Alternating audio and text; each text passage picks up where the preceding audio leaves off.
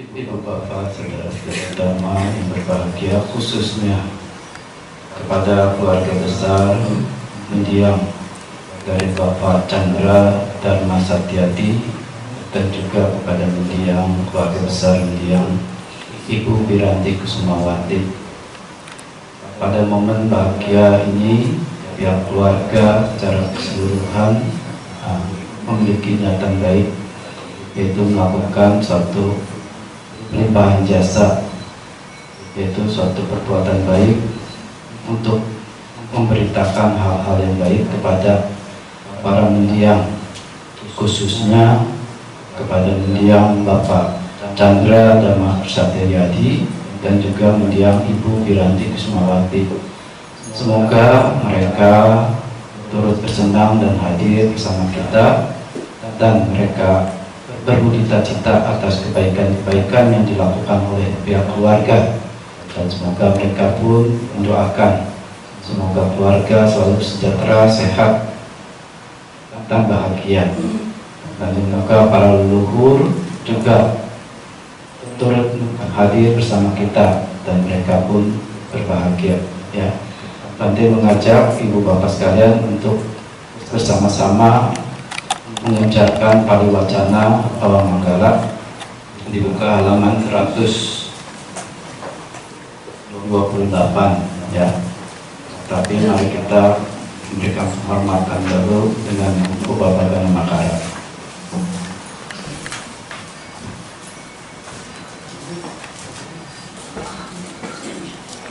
Andamayang buddhassa bhagavato uppapakana makarang karomase.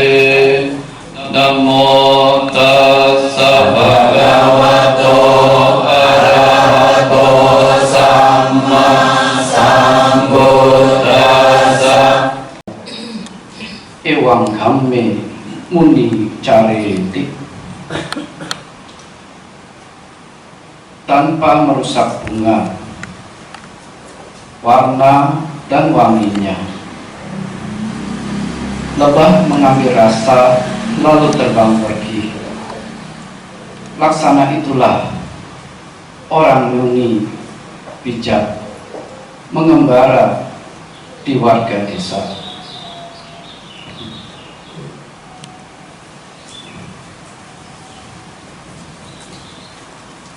Selamat pagi kepada ibu bapak, saudara-saudari dhamma, terkhusus yang saya hormati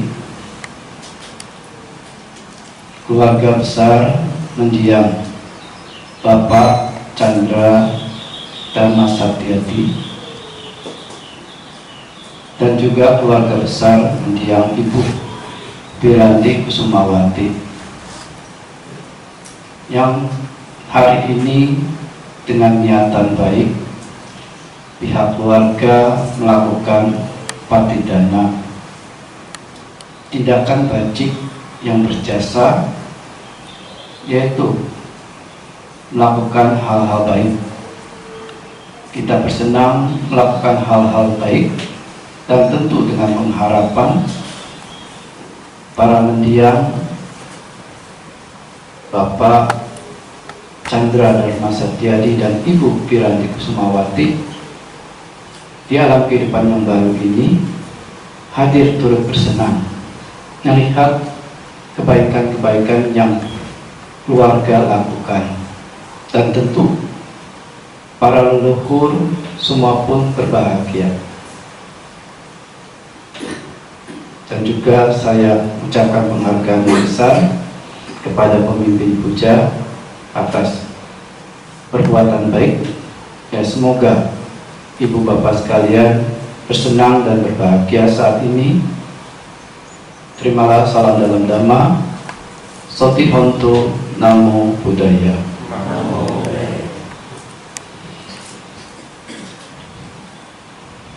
Ibu bapak saudara-saudari dhamma, dan juga keluarga besar mendiang Bapak Chandra dan Ibu Wiranti Kusumawati, atau yang kita kenal dengan sebut panggilan Ibu BB, yang hari ini memperingati kepergian para mendiang, yaitu Bapak Chandra dan Mas Satyadi 3 tahun yang lalu. Ini peringatan 3 tahun, dan juga peringatan 1 tahun kepergian dari mendiang Ibu Piranti Kusumawati. Tentu pengharapan mereka yang meninggal, ya, keluarga dapat hidup sejahtera, bahagia, dan mereka bersenang melihat hal-hal perbuatan baik ini. Dan Bante melihat dari pihak keluarga pun banyak hadir dan tidak terlepas, walaupun memiliki keyakinan berbeda, tetapi didorong oleh pemikiran yang tulus, bajik, mengingat katanya kata Wedi, tahu budi, tahu balas budi, kepada mereka yang telah meninggal. Ya, tentu tindakan ini adalah tindakan yang sangat patut terpuji, dan Sang Tathagata pun menekankan hal ini. Nah, Bante turut bersenang atas kehadirannya. Selamat datang. Dan belum lama kemarin pun ketika Bante sedang melakukan suatu urusan di Bogor ini, ya, hadir juga keluarga mendiang dari Ibu Margianti, yang dimana sebagian besar keluarga adalah beragama Islam. Tetapi terlepas dari pemikiran dengan label-label yang ada, di mana nilai kebajikan itu sesungguhnya bersifat universal, karena kebenaran yang ditunjukkan pun ketika mencermati proses kehidupan ini semuanya bersifat universal, tidak terbantahkan oleh siapapun. Ya, tidak hanya menjadi pengetahuan umat Buddha dalam lingkup Buddha Sasana, tetapi knowledge ini adalah pengetahuan yang sifatnya universal, yang dimana orang bijak mengingatkan kita, menekankan pada kita bahwa kehidupan ini tidak terlepas dari proses fenomena pelapukan ketuaan, sakit, dan kematian. Nah, ini tidak bisa terbantahkan. Nah, hanya sejauh mana kita sebagai makhluk yang mengalami proses ini dapat mengabdikan dirinya pada tindakan-tindakan yang mengarah pada sisi yang terang, sisi yang mendatangkan kebahagiaan, ketentraman, kenyamanan, dan kepuasan.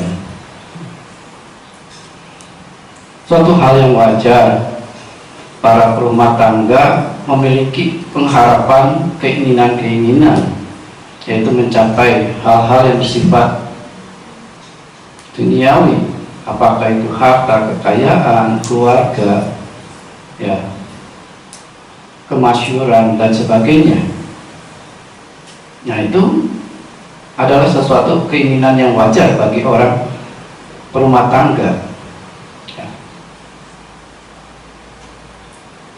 Tetapi berbeda untuk kehidupan yang meninggalkan keduniawian. Tentu pengharapan luhurnya bukan menitik beratkan, memfokuskan pada hal-hal yang seperti diharapkan oleh para perumah tangga. Ya. Tetapi ada hal yang sama, di mana tentu pengharapan kita adalah bagaimana kehidupan kita ini memiliki nilai-nilai yang bermanfaat, nilai-nilai yang baik, yang tidak tercela, patut dipuji oleh orang-orang bijaksana. Ini penting, ya. Karena tidak ada lagi jalan, ya, yang harus kita lakukan bagi yang memiliki nilai-nilai baik di dalam dirinya. Karena kita tadi katakan memiliki fenomena yang sama. Kita lahir pasti tua, sakit, mati. Hanya ketika fenomena-fenomena itu menghampiri, bagi sejauh mana batin kita, jiwa kita ini, hati nurani kita ini mampu untuk bisa memunculkan nilai-nilai yang wajib, yang kita mengerti mendatangkan kebahagiaan. Coba Ibu Bapak sekalian renungkan, ketika kita memikirkan sesuatu hal-hal yang tidak bermanfaat, apakah kita merasa ringan, merasa nyaman? Tentu tidak. Kita terbebani, bahkan menimbulkan vitalitas hidup kita pun menurun, ya, menurun.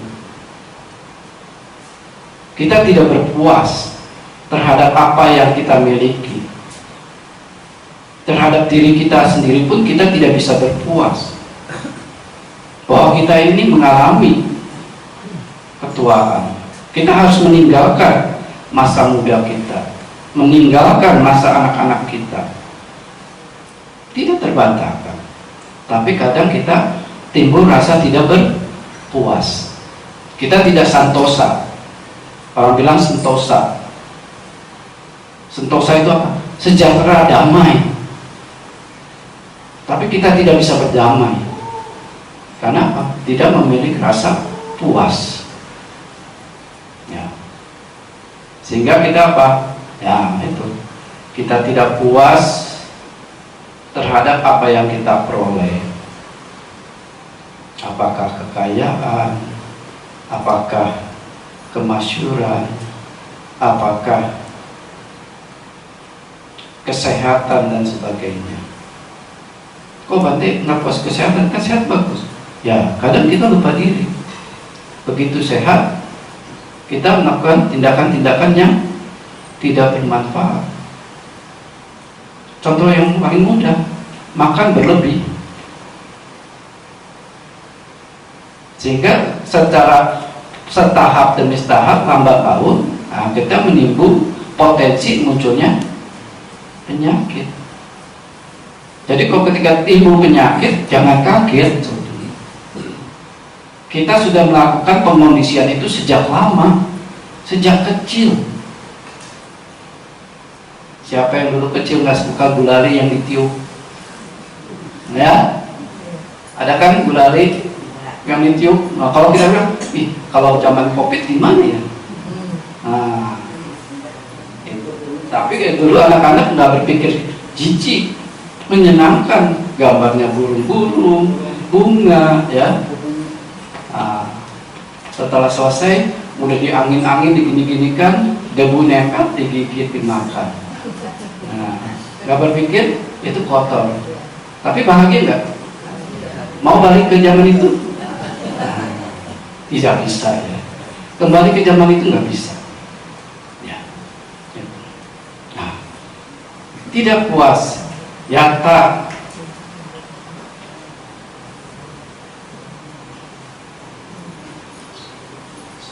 Yata santosa, ya, tidak puas. Kemudian yata bala santosa, tidak puas dengan apa yang kita miliki, kekuatan kita, terutama kesehatan kita. Ya tadi itu, ya. Dengan bertambahnya usia-usia, kalau waktu muda itu ya lari 10 km mampu, jogging, atau ngangkat gym untuk membuat tubuh ini memiliki six pack yang baik, berotot, segar, ya, dengan aerobik yang lain mungkin bisa kita lakukan. Tapi dengan bertambahnya usia, bisa nggak kita melakukan? Ibu Rita masih bisa nggak nge-gym? Enggak ya. Jangan ya, jangan, nanti heboh ya. Nah, karena apa? Ya, kehidupan ini tidak tentu di mana akan kita mengakhiri. Ya, tidak ada tempat yang aman. Ya, itu. Kemudian nyata sarupa santosa, berpuas mengambil sesuatu yang secara mendasar untuk kebutuhan kita dan berbagi kepada orang lain. Nah, kadang kita makan suka berlebih, ya. Nah, contohnya itu. Padahal makan kan untuk menghilangkan apa? Penyakit apa? Lapar. Setelah laparnya selesai kan. Tapi mulut gimana? Mata. Yang sana dulu. Nah, itu yang Bante ngalami sendiri. Bante menderita sekali, ya. Memang Bante bersenang niatan baik ibu bapak sekalian begitu besar kepada Sang Tathagata, memberikan persembahan dalam makan. Tapi Bantenya sendiri saat itu menderita. Makan apa ya? Yang ini nggak dimakan, dilihatin. Nah, begitu. Beban mental. Ya. Dia ambil sedikit, banyak di piring. Dibuang, pelanggaran. Karena sudah mengambil. Dihabiskan, timbul penyakit. Kalau orang bilang olah kembung. Ibu bapak sekalian nggak memperhatikannya, Bante lagi kembung. Kalau makan duduk, aduh, menderita. Ya, kapan berakhir penderitaan ini? Gitu. Ingin cepat-cepat ketemu besok. Gitu, ya. Nah, jadi sebagian orang umum duniawi inilah terobsesi oleh hal-hal yang bersifat duniawi, sehingga mendatangkan apa? Ketidakpuasan. Ya. Demikian pula para biku, bila tidak waspada, tidak berpuas, juga akan mendatangkan penderitaan. Nah, jadi orang yang tidak berpuas cenderung apa? Mencari kepuasan di luar. Ya, setelah mencari kepuasan keluar, pikirannya pasti kacau. Memikirkan ini itu, apa yang belum saya dapat, apa belum yang saya peroleh, apa yang belum saya makan, siapa yang belum dimakan. Gitu ya, pikirannya kacau. Ada pemahaman yang jernih nggak saat itu? Tidak ada.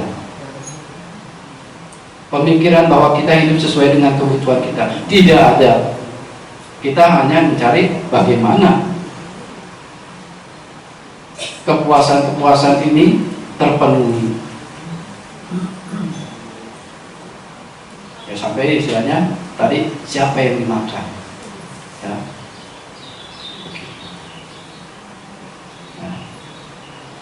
Nah, sehingga saat itu pikirannya teguh nggak pada hal yang baik? Tidak.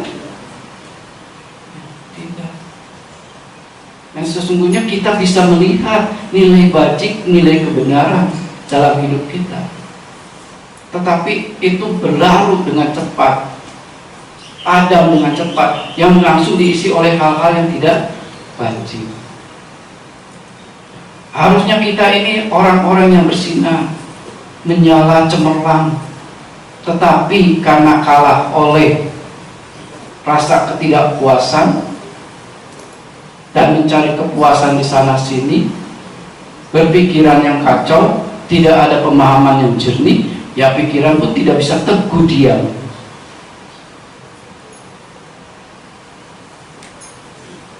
Siapa yang ingat ketuaan dulu? Tidak ada ya.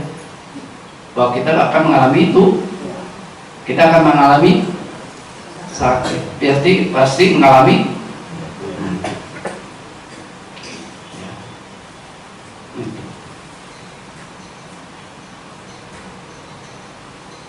Nah, sehingga kita menjadi apa? Pikiran kita menjadi mengembara ke masa lalu, mengembara pada saat ini, mengembara pada masa yang akan datang. Yang lalu sudah berlalu, masih diingat-ingat, memunculkan apa? Kemarahan, kebencian, penyesalan. Yang akan datang menimbulkan apa? Harapan-harapan, halusinasi, nanti akan begini, andai. Kan kata halusinasi kan andai aku jadi orang, andai aku termasyhur, andai aku bahagia. Ya, anak muda kan gitu kan, andai aku bahagia punya pasangan, gitu ya. Begitu punya pasangan, oh begini tuh. Ya, langsung dah. Nanti bukan aku nakuti ya, betul ya. Jadi harus berpikir panjang, bijak. Karena segala sesuatu, apapun pilihan kita memiliki konsekuensi. Ya. Menjadi biku pun memiliki konsekuensi. Jangan berharap bisa biku jalan ke mall. Ya, jangan. Harus hindari mall.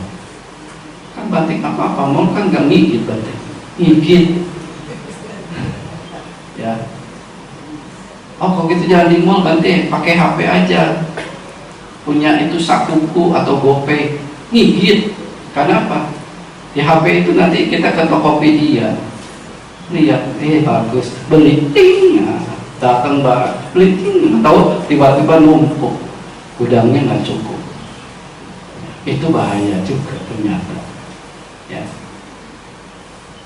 Nah, jadi handphone sendiri pun boleh dimiliki, tapi harus dalam batas-batas penggunaan yang baik. Nah, jadi kita itu terobsesi, ya, terobsesi, dan hal ini tidak bisa dihindari, ya. Apalagi terhadap orang yang tidak terjaga, artinya tidak terjaga indria-indrianya, sehingga mendatangkan ketidakpuasan, mencari kepuasan di sana sini, sehingga tadi memunculkan pemikiran-pemikiran yang mengembara, sehingga akhirnya indria-indria kita pun menjadi kendul. Lihat sesuatu, beli tanpa pikir pemanfaatannya, gunanya, beli mana menarik, nanti nggak ada lagi, setelah dibeli bingung. Ya, berarti juga dapat banyak warisan panci-panci, bingung. Ya, bingung. Mama koleksinya panci buat apa ini? Panci yang dipakai masak udah hitam juga dipakai, kadang sedap. Ya, oke. Nah, ibarat seperti kotoran dan lalat. Ya, itu. Tahu kan kotoran? Nah, begitu kotoran ada,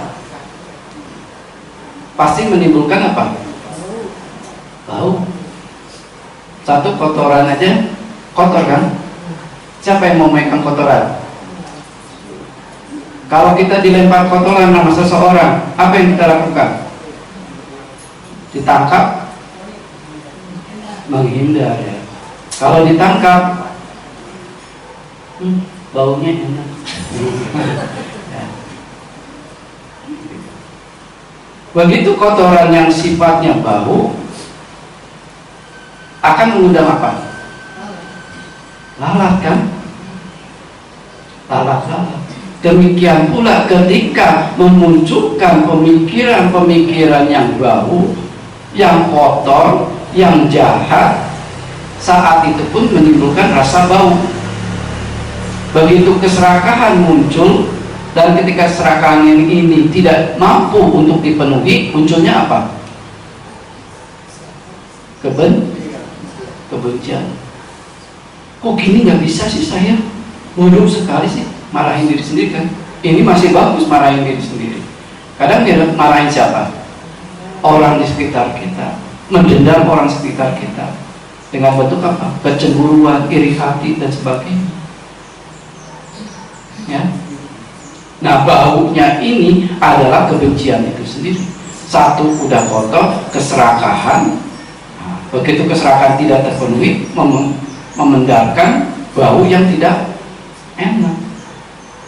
Kebencian itu dengan otomatis muncul keserakahan dan kebencian tadi, yang menghampiri apa?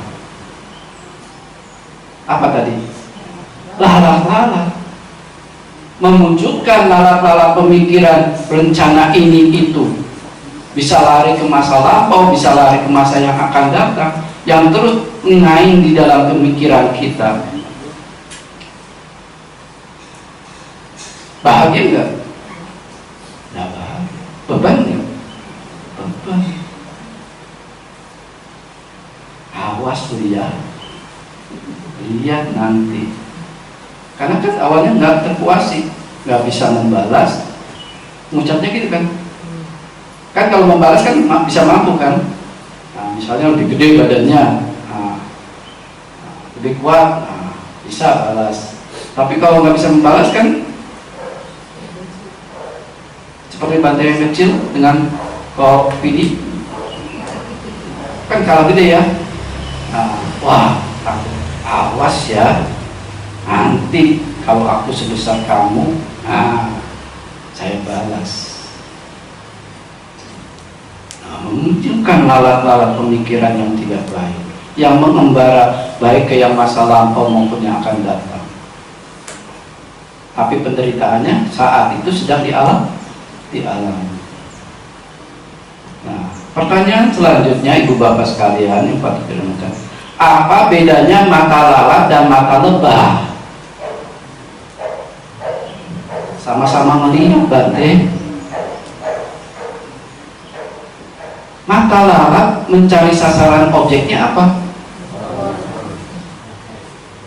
Walaupun dia sekali hinggap ke bunga, berlama-lama enggak? Ya. Walaupun dia berada di kebun bunga yang banyak, yang indah, seperti di Belanda, banyak bunga tulip, tapi di kebun itu ada kantong bekas makanan. Lalat akan hinggap di mana? Apa milih di bunga tulip? Oh indah, warnanya ungu. Tidak ada ya. Lalat hinggap langsung mencapai kantong plastik yang kotor. Dia bersenang di sini. Tapi beda dengan mata lebah. Mata lebah di tumpukan sampah ada bunga satu. Hinggapnya di mana? Apalagi kalau bisa di kebun bunga ya, bersenang nggak? Bersenang.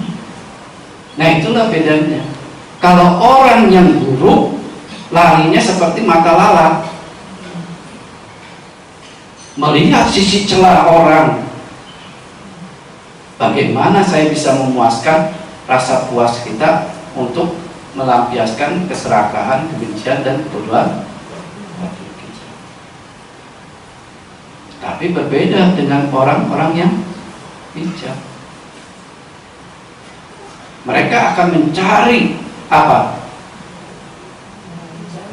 Bunga-bunga, kebaikan-kebaikan. Walaupun dalam lingkup yang kotor, dia akan berupaya mencari satu tangkai bunga pun tidak apa-apa. Ya. Kenapa? Tempat ini menyenangkan, mendatangkan kebahagiaan. Jadi udah tahu ya bedanya mata lalat dengan mata lebah. Kita mata apa? Mau jadi punya mata lalat atau mata lebah? Ya. Karena itu, ya, mata lalat itu ya.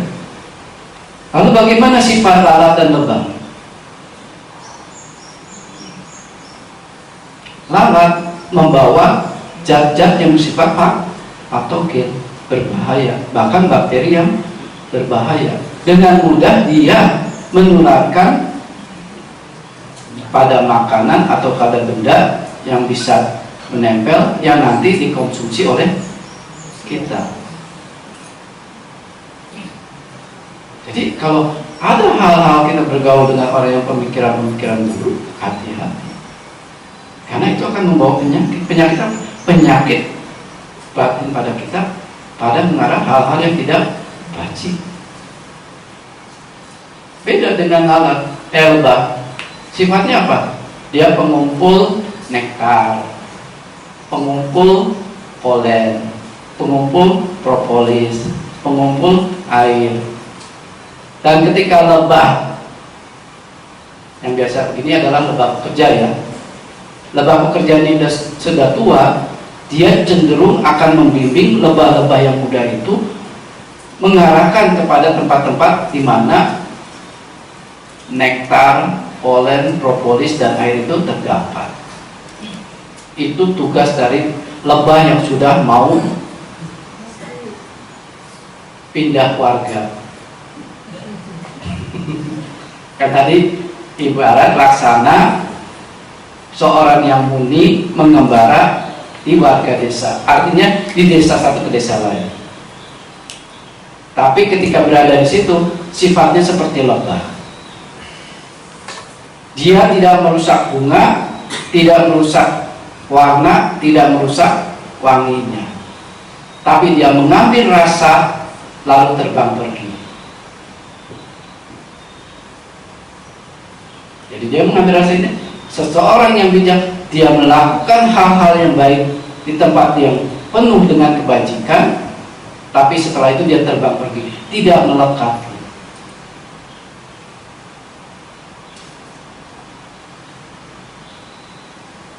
Kok nama saya nggak ada ya di sini ya? Kok tiangnya nggak ada ya? Wihara lain mah ada nama-namanya. Panas. Wah, saya dananya perbuatan baik saya nggak dipajang.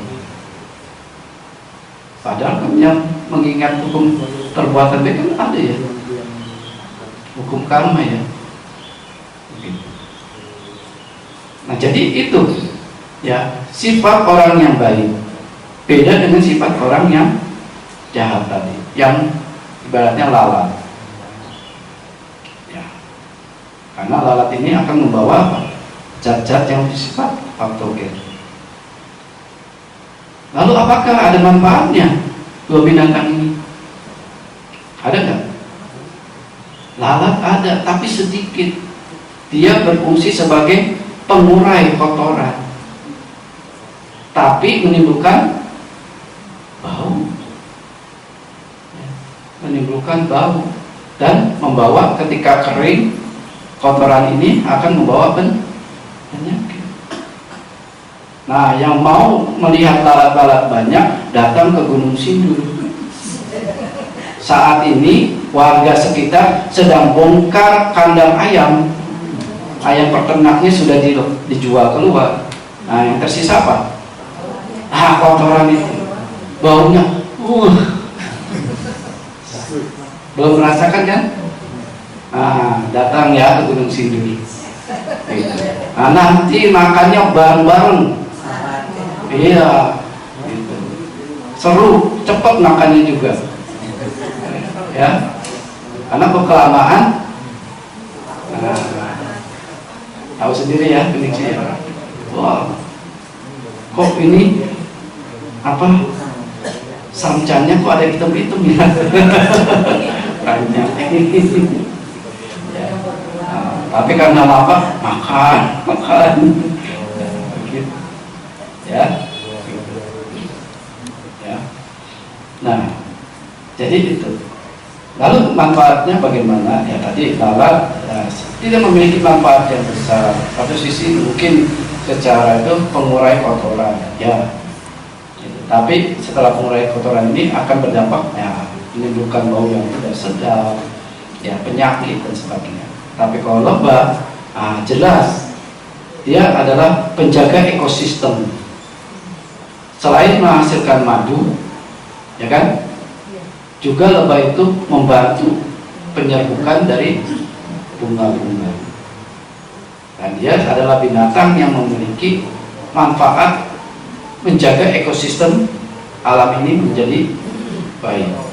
Nah, demikian sifatnya orang-orang baik, orang-orang bijak.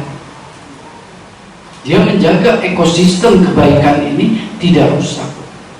Beda dengan lalat. Coba kalau dunia ini penuh dengan lalat, ekosistem kita rusak ya. Saat ini pun kita dalam kekhawatiran kan. Di Ukraina sedang siap-siap, di Palestina sedang siap-siap. Kalau salah satu pemimpin dunia itu seperti lalat, tinggal tekan aja, apa yang terjadi? kita tidak membayangkan, kita hanya sering berimajinasi ya, perang dunia ketiga itu seperti apa, kecanggihan teknologi senjata mereka artileri itu bagaimana, yang dimana manusia nggak berperang, pakai robot dan sebagainya. Kita tidak bisa membayangkan dunia ini akan apa, apakah akan ada pun seperti ini. Kita melihat penderitaan warga Palestina saja, kita sudah membayangkan apakah ada rasa aman, nyaman untuk berdiam, memejamkan mata walaupun sedetik. Kalau orang-orang yang zaman perang mungkin mengerti, begitu bunyi sirine katanya langsung pada kemana? Masuk bunker. Begitu bom meledak katanya ngintip apa, karet ya? Ya. Hah? Alami? Enggak ya? Berarti hanya dengar cerita. Tapi bisa membayangkan itu, waduh, ya, khawatir sekali. Nah, kita melihat seperti warga Palestina itu, ya seperti itu. Ya. Jadi sangat baik kalau kita menjadi lalat-lalat tersebut, jadi lebah-lebah tersebut. Ya. Saking keseringan di Gunung Sindur, ingatnya lalat. Ya. Kalau sering di sini mungkin lihatnya lebah, ya. Karena banyak bunga-bunga di sini. Ya. Yeca silena sampana panyayu pasamerata upasanta sukang senti sayidwana makikati. Tetapi mereka yang memiliki moral, yang bersenang pada kebenaran, kebijaksanaan, dan kedamaian, mereka yang damai ini akan hidup bahagia setelah mereka menghancurkan lalat-lalat itu. Jadi kalau kita ingin damai, ingin tenang, ingin bahagia, ingin puas, tiada jalan lain, hanya menghancurkan lalat-lalat itu, pemikiran-pemikiran yang tidak baik, sehingga kita akan tertampak bersinar cemerlang bercahaya. Tidak ada lagi awan, tidak ada lagi kabut, tidak ada lagi asap debu maupun rahu yang menutupi kita. Kecemerlangan batin kita akan tertampak, kebaikan kita akan tertampak. Gak usah kita dekat-dekat lampu, ya. Dekat lampu coba di situ, panas, ya. Mantakan di situ kosong kan, tambah panas. Ya. Cukup dengan penerangan di batin kita, kita akan tertampak sebagai orang yang apa? Cemerlang, yang indah, yang bersinar, karena memiliki hal-hal baik dalam diri kita. Ya. Jadi hancurkan lalat-lalat pemikiran-pemikiran yang tidak baik. Apa?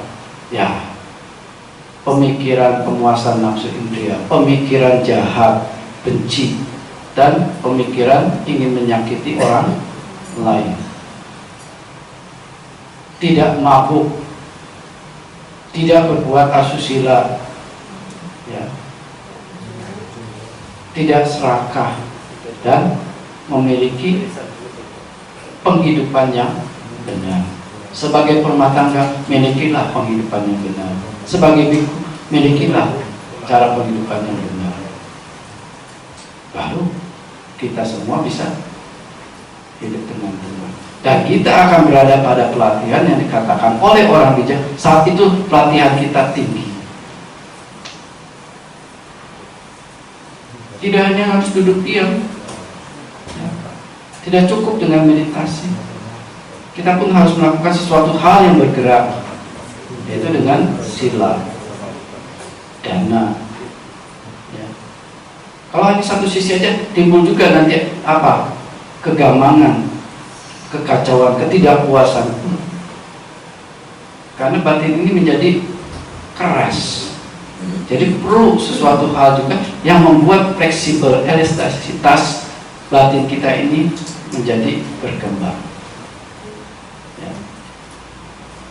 Nanti kembali lagi duduk meditasi, merenungkan kembali apa yang telah saya buat, apa yang telah saya kondisikan, dengan peningatan hal-hal yang baik dimunculkan. Sampai akhirnya kita mengarah pada sisi, nah, dikatakan seka patipada, siswa yang dalam pelatihan yang tinggi. Artinya kita apa? Sudah melihat apa itu padamnya derita, padamnya rasa ketidakpuasan, kegandrungan. Bukan berarti nanti kita nggak punya keinginan, bukan. Kita punya keinginan, tapi keinginan yang sesuatu yang luhur, bernilai, tinggi, murni, jernih, bersih, bersinar. Ya. Nah, siswa yang seperti ini tentu memiliki kualitas-kualitas yang harus diupayakan. Ya. Satu, memiliki sada, keyakinan pada kebenaran. Ya. Yang sederhana saja. Kebenaran, tua sakit mati, kebenaran bukan? Bisa menghindar? Tidak ya. Bisa dibeli? Bisa disogok? Tidak bisa. Ya. Bante, saya mau kirim uang kematian dari sekarang, sogok dulu tuh biar noong, supaya matinya diperpanjang, kehidupannya diperpanjang. Bisa nggak? Tidak bisa. Ya. Gitu. Tidak bisa. Ya. Memiliki sadar. Ya. Kemudian memiliki iri, malu untuk berbuat jahat, dan otapa, takut akan akibat jahat. Kita takut karma apa meyakini karma? Nah, udah karmanya lu penyakitan, udah karmanya dia tuh jatuh miskin. Takut gak? Nah, itu yang disebut takut. Karena karma itu seperti ganjaran. Tapi kata karma itu adalah perbuatan, action saat ini, bukan sebagai akibat. Karma itu adalah pengondisian saat ini. Kalau mau sukses harus kondisikan dengan perbuatan.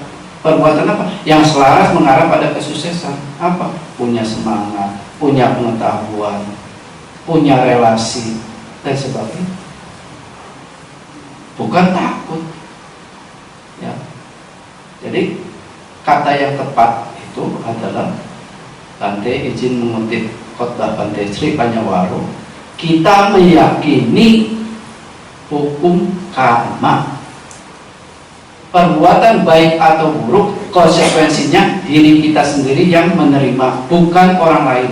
Karma tidak diwarisi. Siapa yang mewarisi kita? Karma. Ya. Kalau memang diwarisin kan anak nuntut, warisannya bagus dong, ya kan? Punya anak banyak tapi warisannya kecil. Nah, nuntut. Kalau begitu takut hukum. Justru kita meyakini hukum karma. Jadi kita ketika berbuat baik, ya ibu bapak sekalian, bersama ibu-ibu ya, ketika berbuat baik, rajin, rutin, perbuatan baik kita dicela, ditelikung, ditipu. Tuh jangan baik-baik. Jadi orang baik ditelikung. Betul atau salah? Kalau yang meyakini hukum karma gimana? Saya harus menerima akibat lampau. Sudah berbuat baik masih dicela, masih difitnah, masih ditipu. Berarti yang salah sebenarnya siapa? Diri kita sendiri, bukan orang lain. Kalau tidak ada tanaman menerima akibat itu, didapat enggak? Tidak. Justru karena ada perbuatan lampau yang harus kita petik, kondisinya orang luar sebagai faktor eksternal, kita menerima. Terus kita marah, tidak. Apa kita harus membalas? Tidak. Justru kalau membalas tambah menderita. Maka kan hukum bijak orang-orang bijak yang abadi katakan, jangan membalas kebencian dengan kebencian. Balaslah kebencian dengan, inilah hukum. Ya. Iri otapa, memiliki bahu suta, harus punya pengetahuan. Apakah pengetahuan dalam sifat duniawi maupun pengetahuan dalam yang mengatasi keduniawian. Yaitu apa? Pengetahuan bagaimana kita melakukan varian-varian kebajikan yang beragam, yang didasari oleh apa? Kemurahan hati, yang didasari oleh sila. Nah, sekarang 5 sila, nanti Banting mau ngajak hari Uposatha 8 sila, mau nggak? Nah, 1. Nanti pegang ya. Nah, jangan terus nanti, oh Banting boleh nggak pakai lipstick? Ya, gitu. Ya. Nah, kemudian harus memiliki wirya, semangat, memiliki perhatian atau pengingatan. Kenapa kadang kita marah bila terjadi sesuatu, piring pecah? Karena kita kadang berpikir pecah langsung marah, tapi tidak berpikir ketika sebelum pecah ada hal-hal apa yang salah. Itu tidak kita ingat. Nah, itulah fungsinya melakukan sesuatu itu harus dengan pengingatan sati. Bila sati ini mengarahnya tahu ini ke arah yang baik, pasti hasilnya baik. Tapi ada sesuatu yang keliru, pasti hasilnya berbeda, tidak sesuai dengan ekspektasi kita. Nah, bersiap jangan menjadi sakit, jangan menjadi marah, jangan menjadi kecewa, jangan menjadi penyesalan. Karena apa? Ada sati, kita tahu, oh ini saya kurang, ternyata poin ini kelolosan nggak teringat, sehingga terjadilah hal yang tidak sesuai ekspektasi kita. Nah, kalau bisnismen yang handal itu tahu, 1 poin hilang mempengaruhi hasil, betul ya. Nah, dan memiliki kebijaksanaan. Untuk apa? Setelah didapat, setelah mendapat kekayaan, kesehatan, pujian, kebahagiaan, mau apa? Karena ada hal yang tidak bisa dihindari. Mendapat, terpuji, termasyur, bahagia, akan mengalami perubahan juga enggak? Siap tidak dengan konsekuensi perubahan yang tidak bisa kita hindari? Nah, itu. Umumnya ya, bilangnya siap, pas kejadiannya, aduh ini gigi makin ompong, ya kan? Begitu. Ya. Nah, ibu bapak sekalian, nah inilah yang perlu kita sikapi. Ya. Ibarat seperti ayam betina yang mengerami telur, 8 telur, 10 telur, 12 telur. Dia hanya bekerja, hanya mengerami pada waktu yang tepat dan cukup. Tidak usah berpikir, hei anak-anakku, segeralah menetas. Hancurkan cangkang itu dengan kuku-kuku kakimu, tidak perlu. Asal melakukan tugasnya, ayam itu mengerami, begitu 21 hari, menetas nggak? Tanpa dia berharap kan? Demikian pula kita, lakukan hal-hal, jangan menaruh pengharapan. Hai bulan datanglah padaku, hai bintang jatuhlah. Tapi lakukan hal-hal wajib itu dengan baik. Kita cermati pengondisian faktor-faktor yang mendukung kebaikan-kebaikan ini, kebahagiaan ini, ada apa tidak? Kalau tidak ada, ya pasti ada sesuatu yang salah.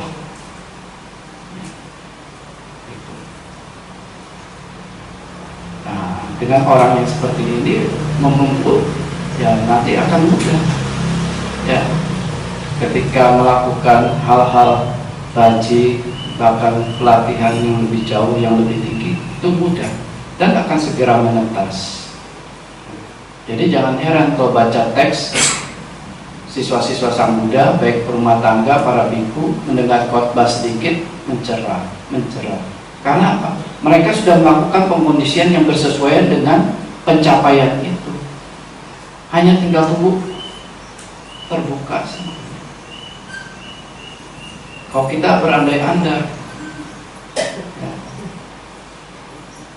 berandai-andai. Nah, ibu bapak sekalian, Bante mengharap ya semoga ibu bapak sekalian, walaupun sekarang memiliki mata daging manusia, tapi mata ini memiliki kualitas seperti mata lebah. Ya. Nah, berusahalah dengan keras, akun, untuk mencapai, mengondisikan hal-hal yang benar, yang baik, sesuai dengan ekspektasi yang kita harapkan. Ya. Dan pengharapan ini akan muncul sendirinya bila semua hal yang kita buat, yang kita kondisikan, semuanya bersesuaian. Ya. Dan secara natural alam pun ya akan memberikan akibat-akibat yang tepat waktu, tepat manfaat, tepat efisiensinya semua. Nah, terima kasih. Sabi sata, Pawantu Sukitata, semoga semua makhluk berbahagia. Sadu, sadu, sadu.